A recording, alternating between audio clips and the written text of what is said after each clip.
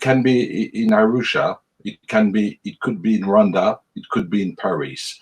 My personal feeling would be that the best possibility will be Rwanda.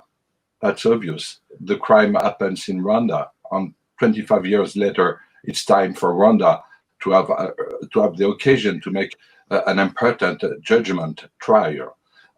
Second possibility would be in Paris. Why not?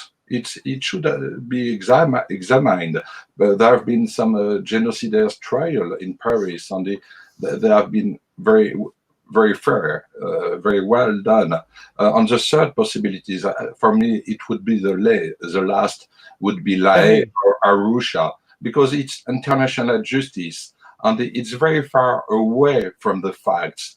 And for justice, for real justice, whatever the judgment will be, there is a need for publicity. That there is no justice without publicity. Mauzi Shegun, the communique that Human Rights Watch put out raised questions, right, about would it be a fair trial at the court of Arusha, where there have been failings in the past, and would it be a fair trial in Rwanda, where due process is a question now, as Paul Kagame's government at times has taken a more authoritarian bend, you might say. Absolutely. I mean, just to confirm that we do believe that it would be best for suspects to be tried in the country where they committed the crimes. But we generally indeed do have concerns about due process and fair trial in Rwanda, especially with this government in place. We documented several cases of abuse from Rwandan authorities, by Rwandan authorities, against individuals. I mean, a plethora of cases of opposition party members and all other people in the country. When it comes to the ICTR, our concerns with the ICTR was the refusal of the tribunal to consider and investigate cases of abuses by the Rwandan Patriotic Front after the genocide had occurred in July, when it took over Rwanda in July 1994. We documented a huge number of cases of abuse, of killings, of rapes by the RPF that the tribunal failed to consider for trial.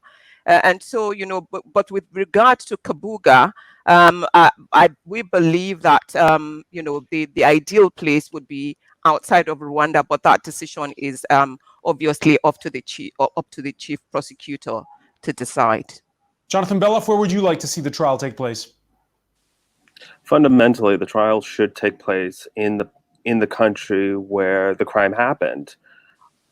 While likelihood that it will be sent to either the Hague or Arusha, fundamentally, the genocide did not happen in the international community. The international community abandoned the country where it happened. They abandoned Rwanda, where the genocide occurred, where Kabuga financed and was one of the key instruments in the organization of it.